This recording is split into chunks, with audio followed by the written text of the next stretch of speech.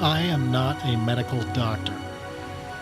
The techniques and procedures described in this podcast are not intended to replace professional medical advice or doctor-prescribed medications. If there's any time that you feel that you're alone and you want to hurt yourself, please call the National Suicide Prevention Lifeline, 1-800-273-8255. You're not alone. It's a free call. Stop what you're doing and call. And we're back. Hi, everybody. So we're going over things not to say to a depressed person or somebody who's anxiety-ridden. You know, if there's somebody in your life that needs to hear this, take 15, 20 minutes, however long this is going to be, and let them run down this. And this is coming from me. I've been depressed. I've heard all of these things. They were said to me with good intentions, but they're just not the greatest things to hear. So another big showstopper was the phrase, you just got to stop feeling sorry for yourself, man. You got to stop feeling sorry for yourself, man. Not always having the man at the end of it, but pretty much that's the phrase. Okay, so let's dig into this one. The whole feeling sorry for yourself. One of the reasons I think it might be construed as feeling sorry for yourself is there might be a certain amount of that, and there's really nothing wrong with that, as long as you're not wallowing in it. But, at least in my case, let's just say I was wronged by somebody who shouldn't have wronged me. And I was wronged very badly. And I was very angry and very depressed and very hurt and shocked and, destroyed, all of that stuff. And I would try to tell people just to get it out of my system. I would try to tell people what was happening. And then that phrase, you need to quit feeling sorry, sorry for yourself. Pity party thing going on here. And it's kind of a double-edged sword because, you don't want to sound like, oh, poor me, poor me, poor me. But if you're actually victimized, if you are actually a victim of something pretty heinous and you're trying to tell somebody about this and they come back at you with, you need to stop feeling sorry for yourself. I mean, wow, that is a door slam. That's not just a door slam. That's a door slam and a lock bar and a blast door drops. That's harsh. So to those of you who have friends and family who are depressed and they're trying to tell you something that is really impactful, let them do it. Don't think that they're feeling sorry for themselves. They're just probably just trying to get this out so they can stop feeling that. Because that's the thing, a lot of depression, at least in my case, I'm not gonna be too general here, but in my case, a lot of my depression was caused by just not having anybody I could trust to talk to, because I would get a lot of this back at me. And it would slowly break me down inside. And I would feel bad about something, but I couldn't talk to anybody.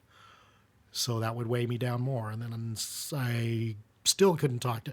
And then when I'd find somebody to maybe start talking to about it, that I wasn't paying, $150 an hour for, I would get you need to stop feeling sorry for yourself. You need to cheer up. You need to snap out of this.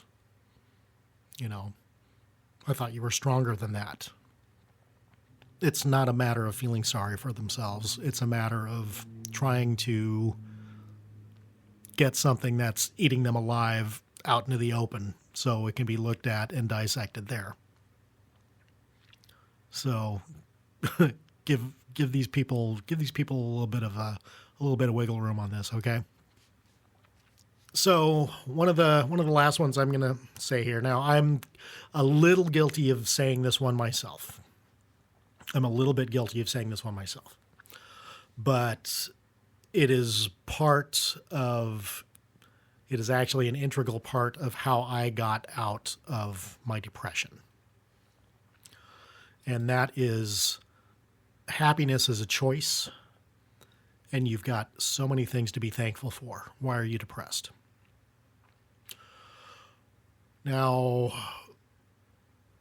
depending on who says that to you, it could be kind of a dick move. But if you're saying it to yourself, it has a little different energy, I think. So, friends and family, try not to say that, because you're just talking down to these people. You're talking down to your loved one, your friend or whatever that it's probably well-meaning, but you're talking down to them, and nobody likes that. And it just creates anger. But for you, as the depressed person that is listening, if you tell yourself that you have things to be grateful for and that you can choose to be happy about them, try that. It's a power that you have in yourself to lift yourself up. So if you can be grateful, you just take a minute or two in the morning or at the end of the day and think about the things that you get to be thankful for and grateful for. And then you can choose to be happy about those things. And the more you choose to be happy, the easier it is to be happy. And plus, if you're focused on the things that you're grateful for, you're not going to be focused on the things that you're depressed about. Now, it just seems like a fine little nuance, and it might be just a tiny little step. But the thing is, just like any journey, starts with one small step. You're not going to climb a mountain in, 3 steps. You're not going to defeat your depression with one platitude. It's little baby steps, and this can be one of them. So I've blathered on enough. I think I'm going to call an end to this one.